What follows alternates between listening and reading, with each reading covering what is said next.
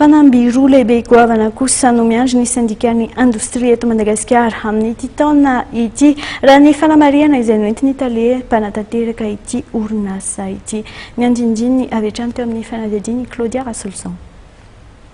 Anisan'ny olana goavana izay sedran'ny indostria malagasy ny fifananana tsy ara-dalàna raha ny fanamariana izay noentiny Italia mpanatanteraka ny syndicat-ny indostria eto Madagasikara na ny SIM. Ny olana sy ny sakatsakany sedran'ny indostria amin'izao fotoana izao aloha dia tsy ahafenina ny concurrence déloyale.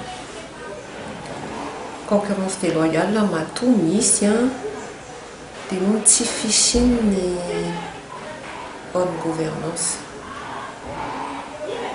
Zay ny tena olana amin'izao fotoana izao. Amin'ity taona ity dia fanambiroa lehibe no miandry azy ireo. Amin'ny taona 2024 ny zava-dehibe indrindra sy tanjona izany ho enjehan'ny SIM dia ny fanatanterahana ny Salon de l'Industrie de Madagascar,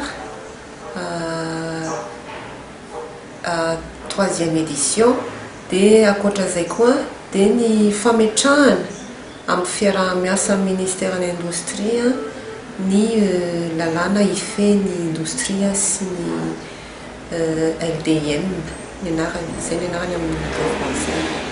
Ny etika Salon de l'Industrie moa dia vinavinaina ho tanterahana ny 20 hatramin'ny 20 volana novambra 2024.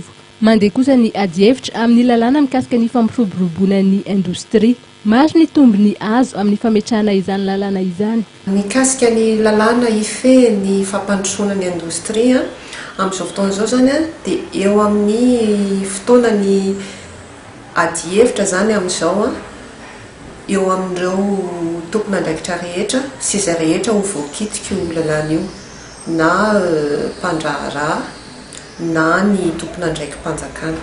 Raha nanontaniana mikasika ny Advance Cargo Declaration ity farany dia nisafidy ny tsy aneo hevitra fa ny eo anivon'ny GEM no efa voatendry aneo hevitra mikasika izay raha ny nambarany.